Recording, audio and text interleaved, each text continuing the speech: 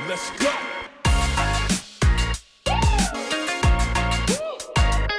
How's it going, great students? Welcome back to Life Groups and our series where I am answering your questions. All right, here is the question for this lesson. I know this may sound stupid, but I've low-key been thinking about it for so long, but when were dinosaurs alive? Because I know that they were alive at some point, but I don't know when they were alive, because wouldn't they kill Adam and Eve if they were alive during that time? I love you guys. What a great question. I love how it's worded as well. And it is a good question, and it gives me a chance to talk about an evolutionary worldview, a materialistic scientific worldview, and why we should reject those perspectives on the world and its beginnings. But as always, first pause, pray together using the prompts on screen, discuss how challenges went from last week, and then we will jump into this lesson. All right, to answer that question, I'm going to go to the scriptures, and this is Genesis 1:20 through 25. And God said, "Let the waters swarm with swarms of living creatures, and let birds fly above the earth across the expanse of the heavens." So God created the great sea creatures and every living creature that moves, with which the waters swarm, according to their kinds, and every winged bird according to its kind. And God saw that it was good. And God blessed them, saying, "Be fruitful and multiply, and fill the waters in the seas, and let birds multiply on the earth." And there was evening, and there was morning, the fifth day. And God said, "Let the earth bring forth living creatures according to their kinds, livestock and creeping things, and beasts of the earth according to their kinds." And it was so. And God made the beasts of the earth according to their kind, and the livestock according to their kinds, and everything that creeps on the ground according to its kind. And God saw that it was good. And then after this, God goes on to create man. He creates Adam, and that is the sixth day. So animals, land animals, beasts, creeping things, mankind are all created on the sixth day. So I would say that dinosaurs are the great sea creatures and also the land animals and the beasts that are mentioned here in Genesis that are made on the fifth and sixth day of creation. Go ahead and pause here, and I want you to read Job 40:15 all the way through chapter 41. So Job 40, starting in verse 15, and then read through chapter 41, where God himself talks about these animals that are there called Behemoth and Leviathan. Go ahead and read those.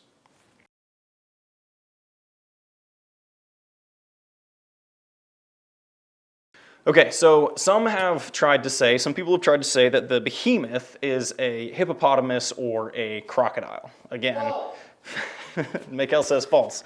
Right. Evolutionists, those with a scientific, materialistic worldview, they don't believe that humans and dinosaurs would have existed at this time, so they're trying to figure out how does the author of Job, who is recording God's words, how does he have any conception or idea of what a dinosaur is like? He must be talking about something that we're familiar with, like a hippo or a crocodile. But the description of Job 40 doesn't fit either of those animals. A crocodile may be described as having a tail like a cedar, like the behemoth, but crocodiles don't eat grass, nor do they get food from the mountains, like this chapter says. On the other hand, a hippo may eat grass and live in the river, but again, hippos don't live in the mountains, and they don't have a tail like a cedar. This really sounds like what we know as dinosaurs, and specifically something like a Brachiosaurus, the long neck, long-tailed dinosaurs, or something along that type of dinosaur that we're familiar with. The Leviathan is a bit more difficult, actually, because it certainly sounds like a Leopleurodon, the large sea-dwelling dinosaur that you've probably seen pictures of. It's got 4 fins, long tail, long neck, that sort of dinosaur. But Job 41:18 through 19 describes the Leviathan as sneezing lightning and breathing fire, which sounds more like a dragon. Now, I am actually more than willing to believe that modern scientists don't know everything about dinosaurs and their physiology and how they functioned and everything that they could do or what they were like. So I actually am willing to admit that maybe dinosaurs or some sort of dinosaur could breathe fire of some sort, and we just don't know that. This would explain why so many ancient peoples who lived in many different parts of the world all had some conception of a dragon. They all recorded it in their literature or painted it on their caves or in their art. They all had, again, this similar conception of a large lizard-like creature that could breathe fire. So it really seems like God and the author who writes Job are aware of dinosaurs or these large beasts in some way. Though the book of Job is placed in the middle of the Old Testament, Job likely lived around the same time as Abraham and Isaac and Jacob. So pretty early on in biblical history. Now, you might ask, okay, if the writer of Job or Job himself have some conception of dinosaurs, and he lived at the same time as Abraham, Isaac, and Jacob, why is there no mention of these dinosaurs if Job and those who lived at the same time as him understood what they were like or had some conception of them? And then you might ask, okay, if they were extinct, like you're saying, Bryce, how do these men have this conception of them? How do they kind of understand what a dinosaur is or is like? Well, I hope that makes sense. The likeliest answer is that there were stories and histories passed down from Noah and his children to their children throughout the generations, so that there was some understanding, there was some awareness, there was some conception of these beasts, of these animals. It is also possible that dinosaurs were still alive at the time of Job and the time of Abraham, but they were going extinct, so there were very, very few of them. They had very little interaction with humans, and they only lived in the wildest, most remote regions of the earth at this time. So Abraham, Isaac, and Job knew of them. They knew they were around, or there had been oral stories passed down, but they were so rare that they never had interaction with them, so the Bible never records those interactions. I would suggest that dinosaurs were included on the ark, but after Noah's ark, with such a low population of animals coming off the ark, many dinosaurs died and went extinct soon after the time of Noah. Okay, I hope that all made sense. Okay, there are a few ways that humans and dinosaurs could have coexisted. First, before the fall, there was no death, there was no violence, so dinosaurs would not have preyed on humans. So they would have coexisted easily before sin entered the world. After the fall, things changed. There would be preying of animals on humans. There would be death and violence. So I'll say this. Today, we coexist with large carnivorous animals like lions and tigers and bears. Oh my. Alligators, sharks, other animals like that, etc. But they largely avoid us, and we largely avoid them. It is certainly possible, and it is even likely, that there were times when carnivorous dinosaurs, preyed on humans before they went extinct. But it is also likely that, just like today, dinosaurs avoided humans and humans avoided dinosaurs. Dinosaurs probably did not want to go after prey that lived in large communities and could fight back in groups and with spears or swords or other technology.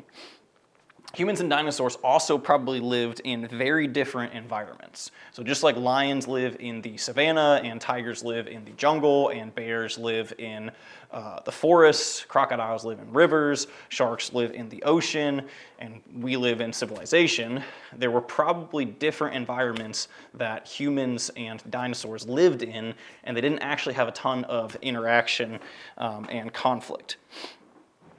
Dinosaurs probably also lived in wild areas where they didn't have to compete with humans for food. Humans would want to hunt and farm and gather probably some of the same food sources as dinosaurs, deer or cattle or wild boar or things along those lines. And so dinosaurs would migrate somewhere where they didn't have to compete with large human populations for food. This one is getting a little bit out there, but there is some evidence that humans, before the flood especially, were maybe more technologically advanced when we think. So maybe they had ways of defending themselves and protecting themselves that we don't consider. I'll leave it at that. You can ask me about that more later if you want. I'm giving Mikhail all kinds of material. Okay, this question also gives me the opportunity to talk briefly about evolution and an evolutionary worldview. When discussing dinosaurs and the biblical timeline, a lot of people want to point to fossil records that allegedly tell us the age of the Earth and when certain animals lived and when humans lived in order to defend macroevolution. Now, I'm not a scientist. I'm not an expert in this field, in paleontology, in fossil records, in all these things. And so I can't speak intelligently to carbon dating and fossil records and all these things. But what I can speak to is the foundational theory behind evolution and why I don't find it convincing. So this is one of the foundational theories behind an evolutionary view of the universe, and I don't find it particularly convincing. And this foundational theory is the theory of abiogenesis. Abiogenesis. Abiogenesis is the theory that organic biological life was produced from inorganic matter. Okay? A means not, bio, life, genesis means beginning. So non-life beginning to life.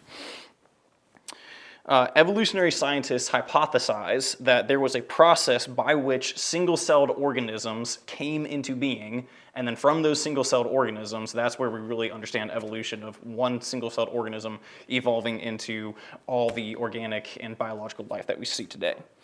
So the first step in this theory of abiogenesis is called prebiotic synthesis. And this is a quote of what this is. This is not my words. This is a quote of what prebiotic synthesis is. It is the formation of simple organics, meaning amino acids, sugars, nucleobases, and lipids, from inorganic precursors. Okay, let me start over, and I'll get rid of the quote, the parentheses. So the formation of simple organics from inorganic precursors via energy inputs, as in lightning, UV, or geothermal heats. Okay? That is a very fancy way to say that lightning struck rocks or a pile of dirt or sludge, and that chemical electrical reaction somehow produced amino acids, sugars, nucleobases, and lipids. What? Bro, what are you talking about, man?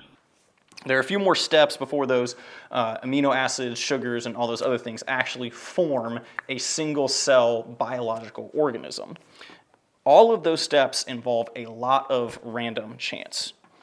So according to an evolutionary worldview, it was pure chance that lightning or UV rays or geothermal heat struck or interacted with the right spot with the right materials and hypothetically produced amino acids and other things necessary for biological life. It was then only by chance that other factors like wet and dry cycles or other natural processes that amino acids, lipids, etc. formed RNA strands. And then it was only by chance that those RNA strands and other materials eventually formed a single-celled biological organism from which all biological life came.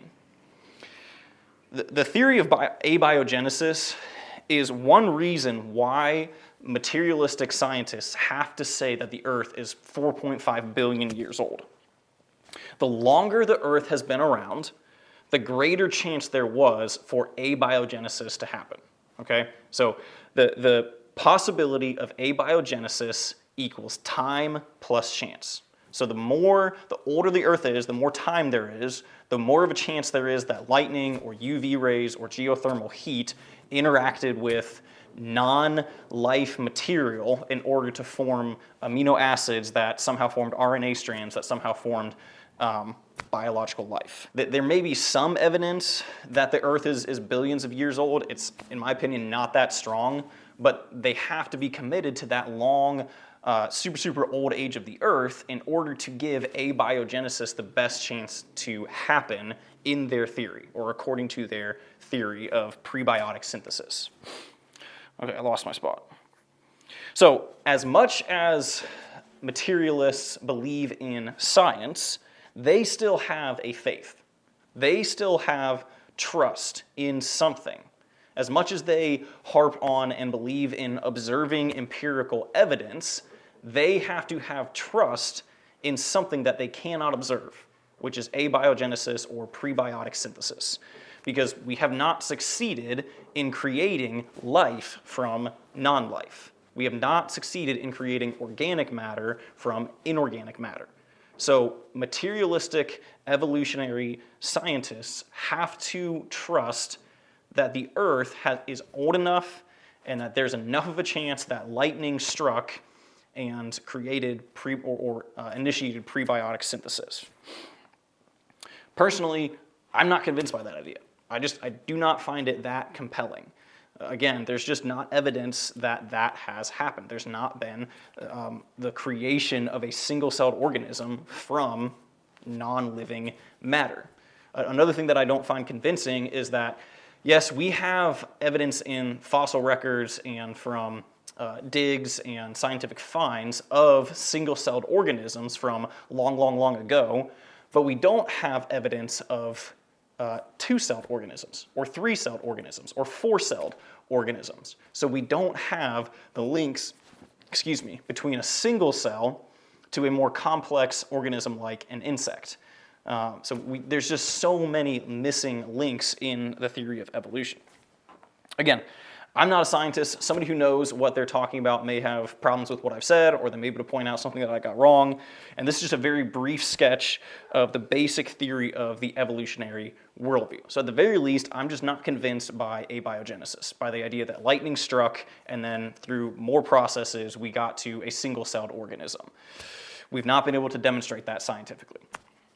Okay, beyond my skepticism of abiogenesis, scientific materialism cannot adequately explain or account for philosophy, morality, meaning, the laws of logic, and other abstract realities.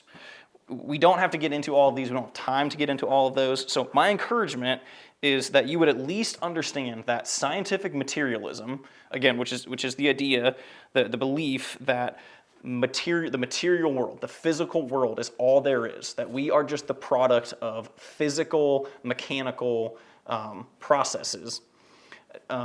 It cannot explain many of our experiences. It cannot explain morality. It cannot explain meaning or purpose or telos. It cannot explain those things. So the people who believe in those things, their worldview is not as convincing as they might claim that it is. Again, I'm not anti-science, but I'm just really not that enamored with science and the answers that it claims to be able to give to us. There's just so much more to life that science, that's more important than science, that science can't explain. That's why I'm just not enamored with science and a scientific explanation of the world. So Christians are not anti-science. We just believe that we just believe that science is not the answer to every question we have, nor can it provide meaning, morality, or direction for our lives. Okay, I hope that's helpful. That is all I have for you tonight besides some discussion questions and challenges. May God bless you. Thanks for being here, and I will talk to you next time. Let's go.